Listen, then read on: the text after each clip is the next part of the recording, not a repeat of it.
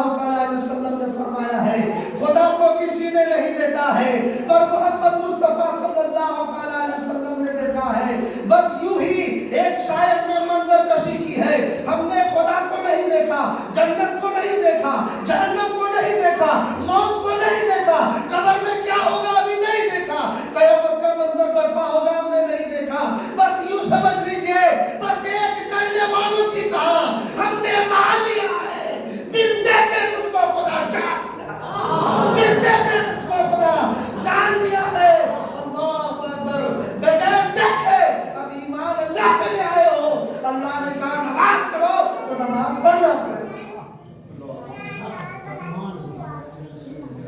الذین یؤمنون بالغیب, وہ جو بغیر دیکھے ایمان لے آئے. اللہ کیا کہتا ہے؟ وہ جو بغیر دیکھے ایمان لے آئے اور وہ یقیمون الصلاۃ, اور نماز کو قائم رکھا. قائم رکھنے کا مطلب اثر پڑھ لیا زور چھوڑ دیا, پھر ایک جمعہ برابر پڑھا, پھر ایک مہینہ کے بعد پھر پکڑا, رمضان میں 5 وقت دبا کے نماز پڑھا پھر چھوڑ دیا. اسی کا نام رکھنا ہے. رکھنے کا مطلب میرے پاس رومال ہے تو میرے گلے میں ہے, اب میں اتار کے یہاں رکھ دیا تو میرے پاس نہیں ہے, یہاں پر ہے. سمجھنے میری بات, مثال دے کے سمجھا رہا ہوں. یہ گمچھا میرے پاس ہے تو موجود ہے. جس نے 5 وقت نماز کو قائم رکھا اس کے پاس نماز ہے. جس نے ایک وقت پڑھا صرف جمعہ پڑھا اس کے پاس نہیں ہے. سمجھ رہے میری بات؟ اللہ کیا کہتا ہے؟ وہ جو بغیر دیکھے ایمان لے آیا اور نماز قائم رکھا, وہ مما رزقناہم, اور ہماری دی ہوئی رزق میں سے ہمارے راستے میں خرچ کرے.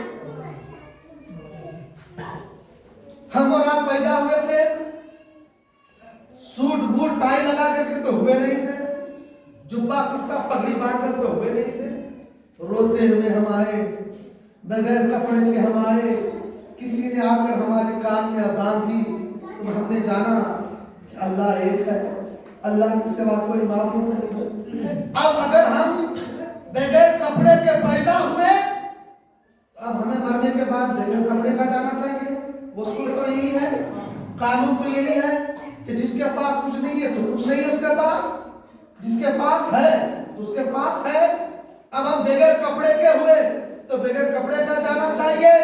مگر کریم کا کرم دیکھیے, میرے پروردگار عالم کا سخی سخاوت دیکھیے کہ اللہ نے ہمیں بغیر کپڑے کا پیدا فرمایا ہے.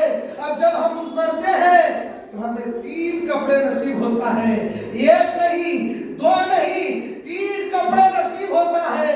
پھر ہمیں جو ہے خوشبو لگایا جاتا ہے, اچھی طریقے سے نہلایا جاتا ہے, اچھی طریقے سے ہم کو کاندھے پر لے جا کر ہماری نماز ادا کر کے پھر ہمیں دفنایا جاتا ہے. اذان ہوتی ہے بچپنے میں اور نماز ہوتی ہے مرنے کے بعد. اللہ پیغام دے رہا ہے کہ اذان تمہیں بچپنے میں دی گئی ہے, اب تمہارے موت کے وقت جنازے کی جو نماز ہوتی ہے اس وقت بھی نماز ہے. اسی لیے تم نماز کو مت چھوڑو. جس نے یقیمون الصلاۃ, جس نے نماز کو قائم رکھا.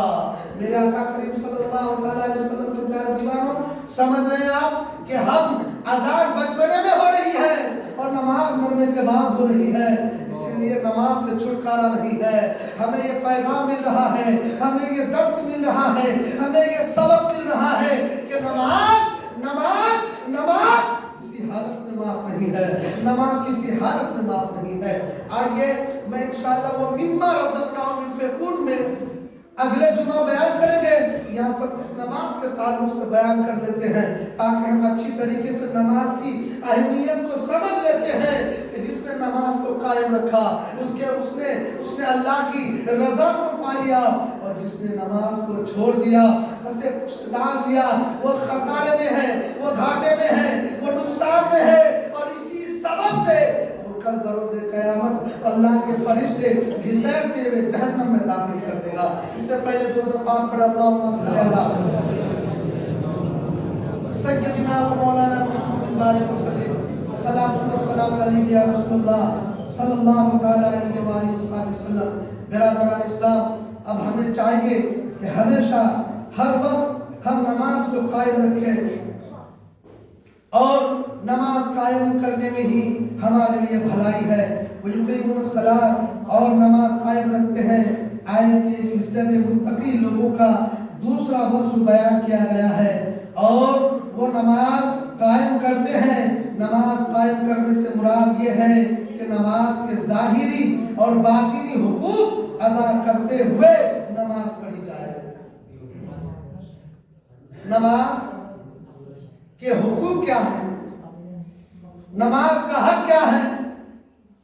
سب سے پہلے جب آپ نماز کا ارادہ کریں تو وضو سے پہلے وضو کر لیا کریں۔ آپ کہیں گے امام صاحب نے تو نئی بات سن لیا ہم لوگوں نے 70 سال کی عمر میں کہ وضو سے پہلے وضو کیا ہے؟ تو آئیے صاحب میں بتاتا ہوں وضو سے پہلے وضو کیا ہے۔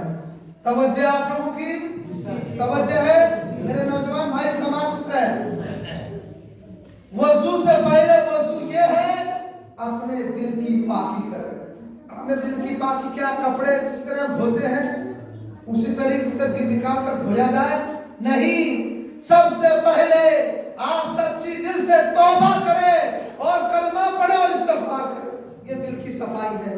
یہ وضو سے پہلے وضو دل کی وضو ہے، یہ دل کی پاکی ہے۔ اور آپ یہ کہیں اللہ جس نے میرا دل دکھایا ہے میں نے حاضر و ناظر تجھے مان کر ان کو میں نے معاف کر دیا اے اللہ، اور جو مجھ سے ناراض ہے تو بھی اس سے مجھے معافی دلوا دے۔ یہ وضو سے پہلے وضو ہے، یہ نماز کا حق ہے۔ اور پھر اچھے طریقے سے وضو کریں۔ اچھے طریقے کا وضو کرنے کا مطلب ایک ایک چیز کو دیکھیں۔ ہم نے یہاں سے یہاں تک 3 بار دھویا تو اب ہم دیکھیں گے کہاں تک پانی گیا، کہیں اس کے درار میں لکیر کے اندر یہ اس کے 2 چمڑے کے بیچ میں سوکھا تو نہیں رہے گا۔ چہرہ دھلتے ہیں تو یہاں بال اگنے کی جگہ سے لے کر ٹھوڑی تک، ایک کان کی لو سے لے کر دوسری کان کی لو تک یہ پورا ہمارا چہرہ ہے، یہاں پر ایک بال کے برابر جگہ تو باقی نہیں رہ گئی۔ ہم ناک میں پانی ڈالتے ہیں تو کہاں تک پانی ڈالتے ہیں اس کو ہمیں دیکھنا ہے، اندازہ لگانا ہے۔ ہم مسح کرتے ہیں تو کتنے سر کا مسح ہوا، پورے سر کا ہوا یا آدھے سر کا ہوا۔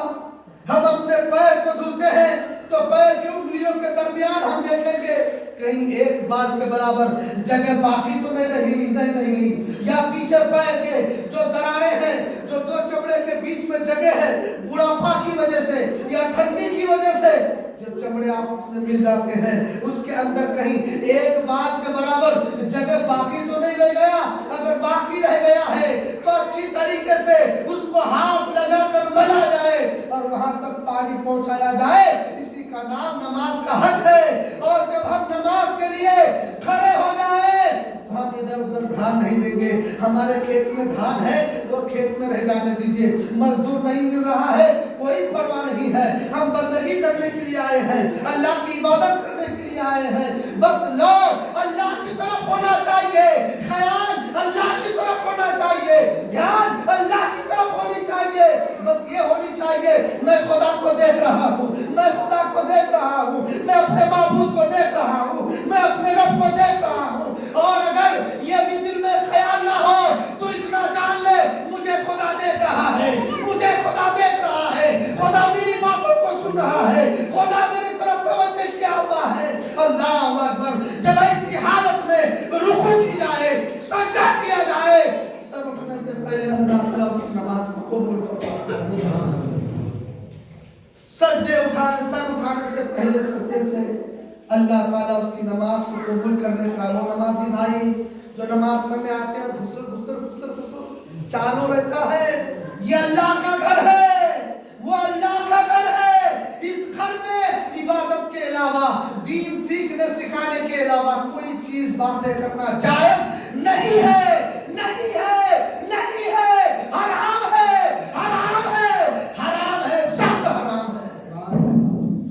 جو بھی نمازی بھائی آتے ہو اس گھر کا خیال رکھا جائے، اللہ کا گھر صاحب، اس گھر سے جس نے لو لگا لیا، اس گھر کی جس نے اس گھر سے محبت کی، اس گھر کے لیے مال و دولت قربان کر دیا، اس نے اللہ کی رضا کو پا لیا، اور جس نے اللہ کی رضا اور خوشنودی کو پا لیا اس کی ضمانت ہو گئی، وہ جنت کا مہمان ہو گیا، وہ اللہ کی بارگاہ کا مقبول بندہ ہو گیا۔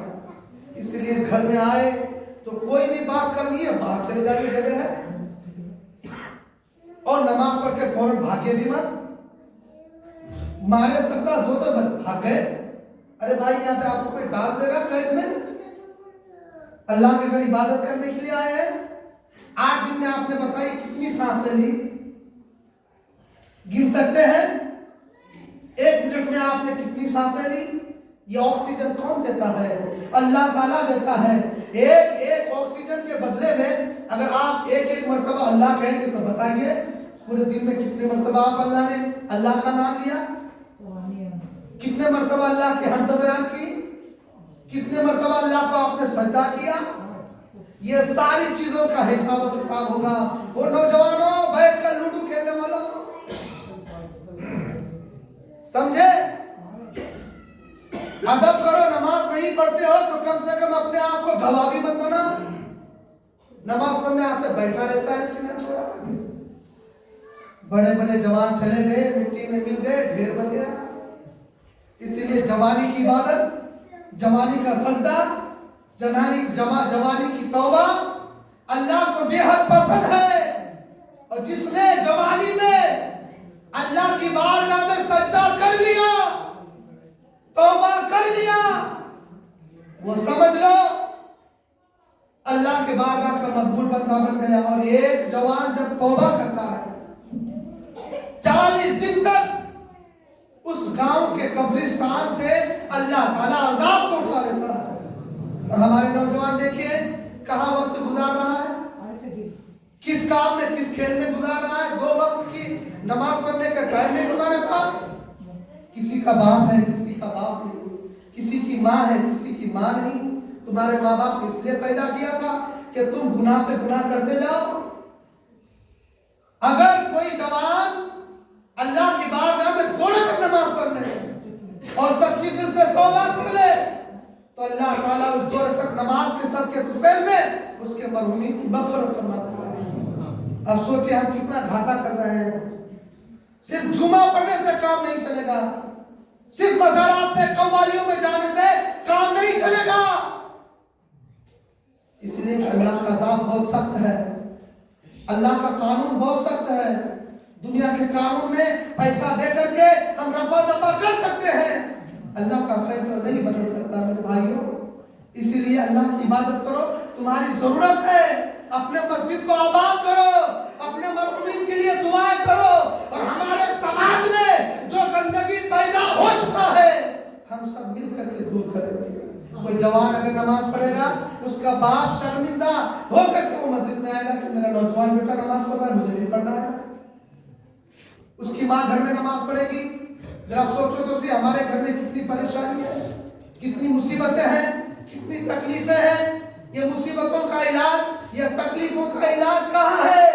کسی انجینئر کے پاس نہیں ہے، کسی دنیا کے سائنسداں کے پاس نہیں ہے۔ الا بذکر اللہ تطمئن القلوب، اللہ کی یاد میں، اللہ کی عبادت میں، اللہ کے ذکر میں، اللہ کے اس پاک گھر میں ان ساری چیزوں کا علاج موجود ہے۔ اس لیے آیا کیجئے اللہ کی بارگاہ میں سجدہ کریں۔ کیا بھروسہ، کیا بھروسہ